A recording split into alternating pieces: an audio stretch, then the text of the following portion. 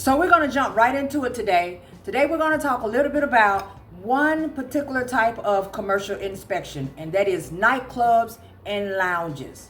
And I wanted to throw out a few little details that the insurance carrier may be expecting for you to bring back once you've actually completed the actual inspection. Okay, so you already know the basics of what you're doing on the outside. Oh, and before I even get started on that, once again, you do not have to do these inspections at night. I did run across that a little bit in my previous video when I introduced this series, different types of commercial inspections. If you missed that one, please go back and take a look at that one. But you do not have to do any type of inspections at night. You can set your appointments up in the daytime as you do all, and someone will be more than happy to meet you there. So now with that being said, nightclubs and lounges. You take the basic photos as you would any other location on the outside. When you get on the inside, you already know which photos, or you should know which photos that you're going to need to take, because most of the insurance carriers will give you a list of what those images are that they are requiring of you. Some of them may not, because they expect that you already know what you're doing, but most of them, they will tell you what type of images that they want. Okay, outside of that, after you've actually went in there, let's get to the basis of what the insurance carriers will be asking of you, at least a few of the questions to get you kind of familiar with what to expect. Okay, so you know that if it's a nightclub, 9 times out of 10 they are selling what? Liquor. Okay, so if they're selling liquor, you most definitely are going to have to get an image of their liquor license. You're going to need to make sure you capture if it is expired or not, what the actual liquor license number is. The insurance carrier is going to want to know that. They're going to have to know for sure that these people are allowed to serve liquor. If it's expired, they're going to have to shut those doors until they get updated on their liquor license. So that's one of the main things that you'll make sure that you'll have to get. Okay, so now let's talk about some of the basics, all right? What about ride share? Do they offer ride share? They have a patron come in. He gets fully intoxicated, and it's time to go. Do they allow him to go out and get in his car and they just mind their business and continue on with what they got going on as long as they're selling and making their money? Or do they allow ride share? Do they offer it? Now, some insurance carriers don't want you to offer ride share, and I found that out while I was out there, out here in these streets, taking care of these policies. But some of them don't mind. I don't know for sure exactly how that all plays out on the back end of it all, but I know the questions are there, so you're going to have to make sure that you ask them, do they offer ride share? Okay, so now as far as the employees, are the employees trained? How many do you have? Do they have some sort of training in place? What type of training do they take? The insurance carrier is going to want to know where they get their training from. So you're going to have to make sure that you get all of that, get all of those details written down, and be ready to go. Are they trained in what to do when someone is intoxicated? Are they trained in what to do if someone comes in and they are underage? Which, in fact, brings me to another point as far as the bouncers and security and things of that nature. Do they have those at the location? Most of them do, and the majority have told me that they have a bouncer and a security, and it's normally one person that's used to do multiple things. Okay, so if it's more than one, that doesn't matter, as long as they have somebody who's there at the door who is able to check some sort of ID. Because most of these places would tell you that no one under 21 is even allowed into their establishment in the first place. So how do you know that they're not under 21? Do you check IDs?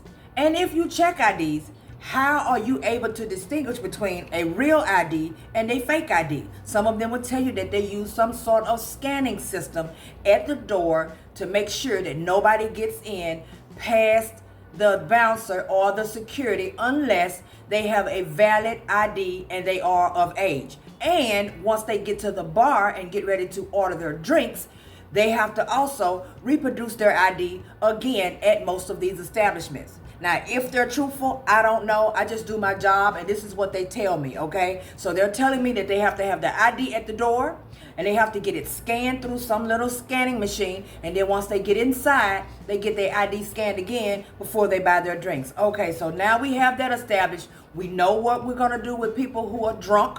We know what we're going to do with young people who attempt to get in the door and you're underage. Okay, so now, how much money y'all bringing in here? How much money do you make a year? Like, what do you produce by selling this liquor? And how much money are you putting out on your employees? How much do you put out? You're going to have to know all of those different things. So it does run you a little bit different from doing the basic commercial inspection because you have all of this extra stuff that you'll need to know. Do you sell food? If you sell food, do you have a kitchen?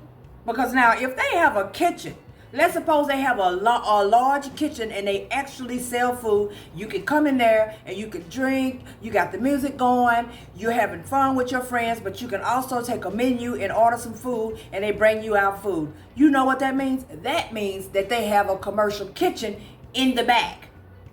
That opens up a whole nother can of worms, but that's going to be on another video. Okay, but suppose they don't have a commercial kitchen. Do you have a prep kitchen? Some locations like this, they serve hors d'oeuvres along with their drinks. Do you have a prep kitchen? If they do, then you know it's only the right thing to go back there and take a shot of the prep kitchen so that the insurance carrier don't send you back. Suppose they're under the impression that there's a kitchen there, but they don't know that it's not a kitchen. And so since they only have a little prep station where they're serving hors d'oeuvres, you walked away from that and didn't get those photos. So now they're saying, well, according to the last paperwork, because you'll get this, you'll get an email, you'll get something. According to the last paperwork, they said they have a kitchen, so I'm gonna need you to go back and get some pictures of the kitchen. Well, they don't say it like that. They're more like, could you provide us with images of the kitchen?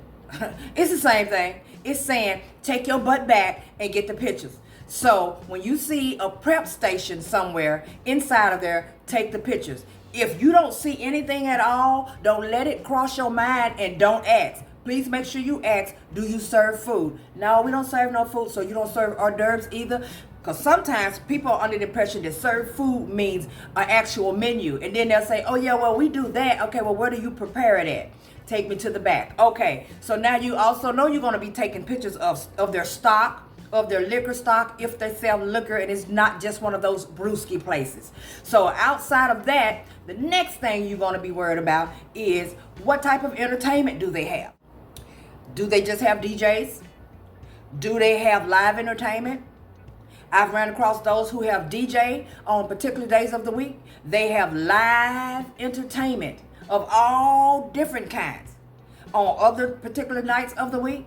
And then some nights they may just let someone play music through the speaker system, or they let people play music through a jukebox. But either way it goes, there's some sort of entertainment. And then you're going to need to figure out how often is the entertainment. How many days do they have each one? Is it DJ every night? So you're going to have to know all of that because the paperwork, 9 times out of 10, is going to ask you to go into detailed explanation as to what type of entertainment this establishment provides. So now we're looking at capacity. Since we're talking about a DJ, how many people do you actually allow into your establishment at one particular time? Sometimes you run across those that'll say, well, we're only supposed to have like 50, but we allow 75 because we take into account of the bar. So no. Where is your placard? That's me. This is what I always ask. Do you have a placard that shows your capacity or some sort of paperwork with your capacity on it? I'm going to go by that because I'm not going to turn in that you're allowing 500 people in here when you actually shouldn't be allowing no more than 3. So let me see what your paperwork say. So how many people do you allow in your establishment at one time? What are your hours of operation? And what days are you open? That's very important too. You most definitely need to be getting that. Are you a renter or do you actually own the establishment? Because a lot of times you'll go to these establishments and they are not the actual owners of the building. They are just renting out the space.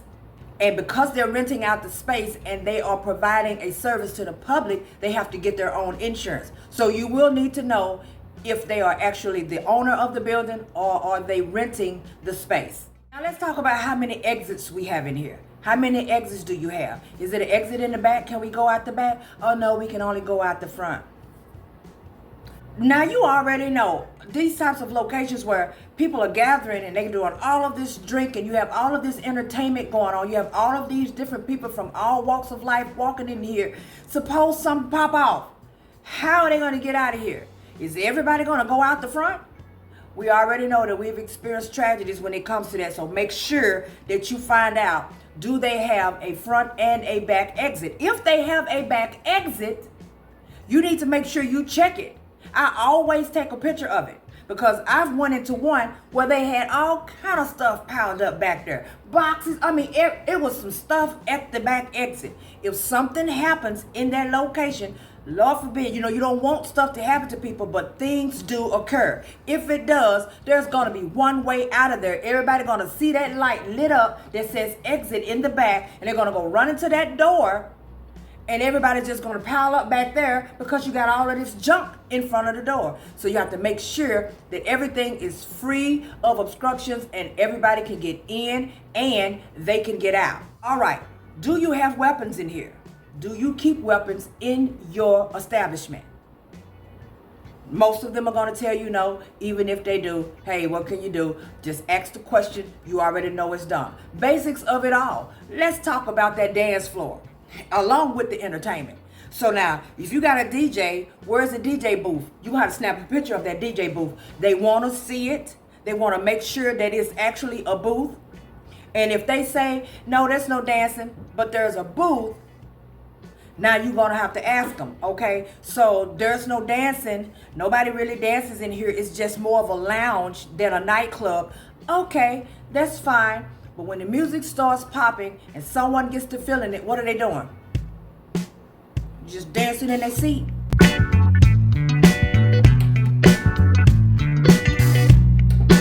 Or are they getting up? So nobody gets up.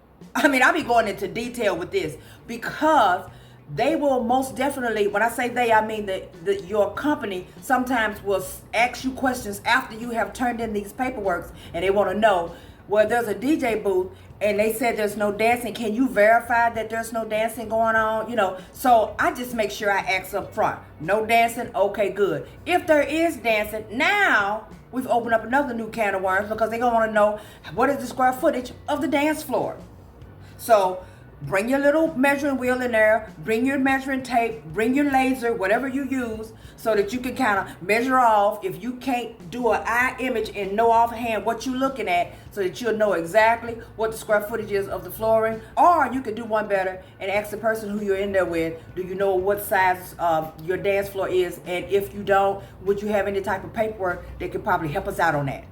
Those are the basics of the questions that you would probably run across, the basic questions, okay? And the reason why I say that is because I don't work for all of these companies that you guys are probably working for, so therefore I don't know what all of the excess questions they have. I just do know that outside of all of the basic photos that you know that you're going to have to get when you go in these establishments, these are the types of things that you can expect to have to answer for when it's all said and done. Maybe not all of them, depending on your company. Maybe all of them plus more. But you get what I'm saying.